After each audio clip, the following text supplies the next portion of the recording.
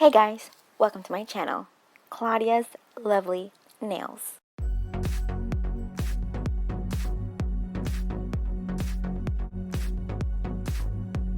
Hey guys, welcome back to my channel. So I watched a video of someone using cornstarch and glue to build a nail. And I'm like, what if I used other kitchen ingredients and put them to the test? So that's what we're gonna do today. So here I have some all-purpose flour, baking powder, wheat, and baking soda. Cornstarch was out of stock in my pantry. So first off, I'm going to prep my nails before starting on anything else. I like to disinfect my nails just to make sure I'm starting with a germ-free nail. I always say this, but hand washing with soap will always do the trick. Then I will be pushing back my cuticles with this bamboo stick that has dried nail polish on the end because I still cannot find my cuticle pusher. It's been a week, guys. I'm not sure where it went. I'm going to buy another one eventually, but at least I found my cuticle trimmer. I do have some small residue of nail polish on my nails, so I'm removing it with some acetone.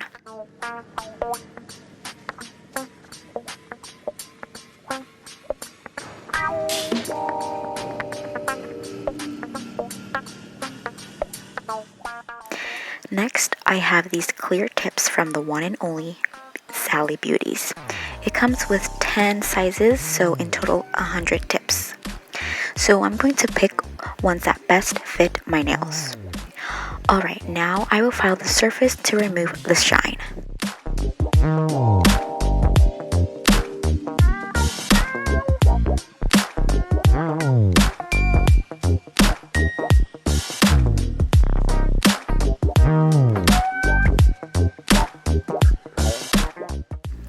Then I will remove the dust with a dry cotton ball. Then I have no clue why I applied a base coat, but after I applied the base coat, yes, it left my nails looking shiny, but I tried applying the tips and it was not sticking because of the base coat. So I only removed the area that will make contact with the clear tip.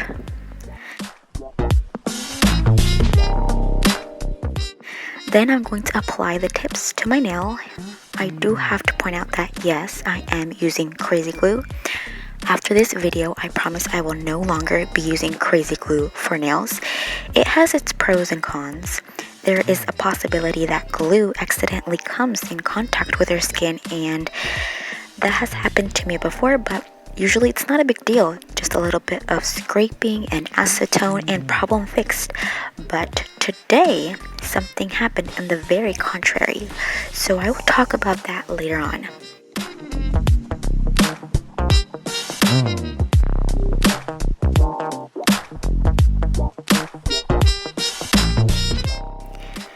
So next, I'm going to shape my nails with this coarse but not too coarse file, and I'm going to buff the top of the nail to remove the shine.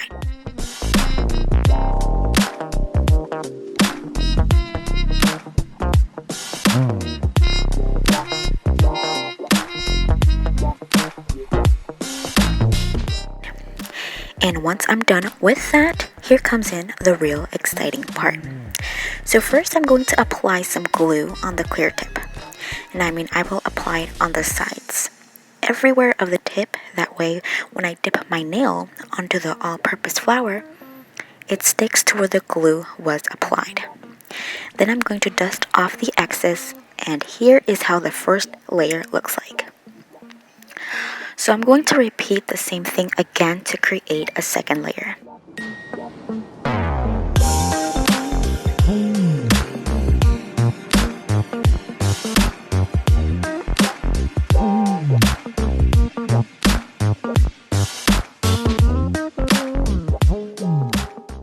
Then I'm going to go ahead and move down to the natural nail.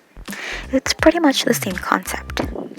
Apply glue and dip the nail to the purpose flour, but avoid the glue touching the cuticle. Then apply a second layer to the natural nail.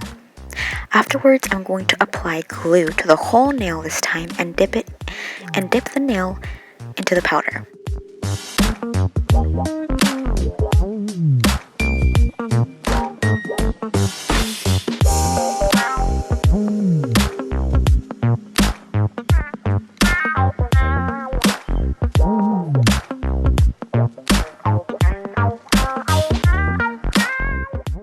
So yeah, this is how it turned out.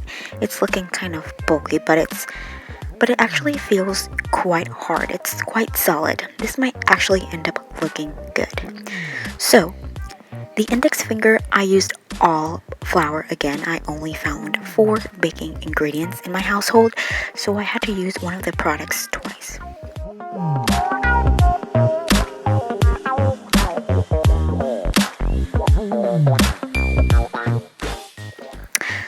Okay, so now I'm moving on to my middle finger. So on this one, I will be applying baking soda. And it's basically just going to be the same process again. Apply the glue onto the clear tip and dip your nail into the powder. Then repeat a second time.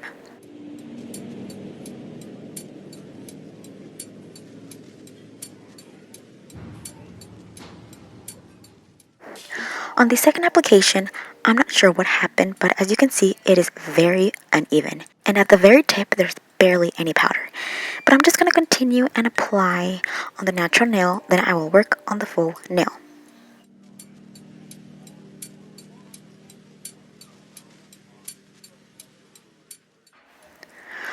Once I already have the full nail, I'm going to go back and fill in any spots that I might have missed. And for a fact, there's definitely some missing spots.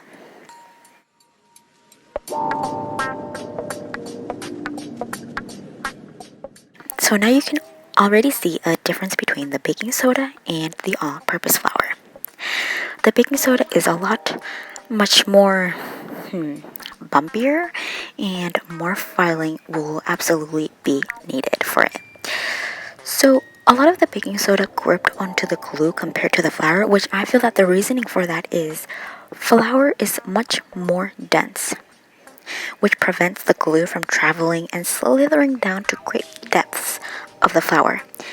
And baking soda is much more lightweight, so the glue is able to travel easily and profoundly into the BS. The baking soda. By the way, that's just my opinion. I don't even know if that's true, but it sounds pretty smart. Moving along, now I will be using wheat. The difference is pretty visible, not just in color but texture. Obviously, it's dense just like all-purpose flour. It even has actual bits and pieces of wheat. The application was very smooth and easy. Again, I'm going to go back to my previous statement.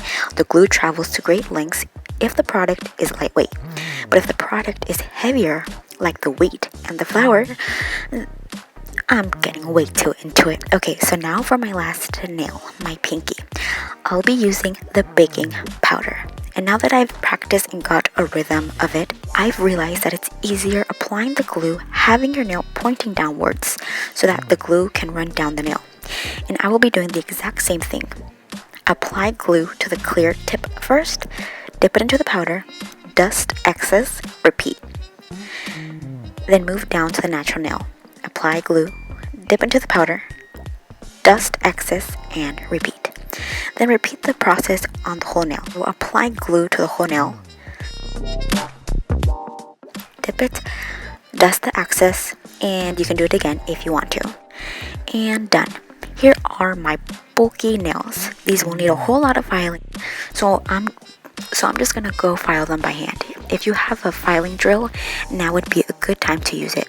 So in the beginning, I talked about crazy glue. This is now the last time I'll be using it. Glue stuck onto my skin, and so when I was filing it, it didn't go so well. I just used it because I didn't have any nail glue. So with that, the use of crazy glue on nails will permanently be banished in this channel. So moving forward, nail glue will now and only be used. Okay, so after hours and hours of filing, I finally finished, and using a satellite pink, Magritte masterpiece, and a breezy blue, I'm going to design some flowers using a dotting tool.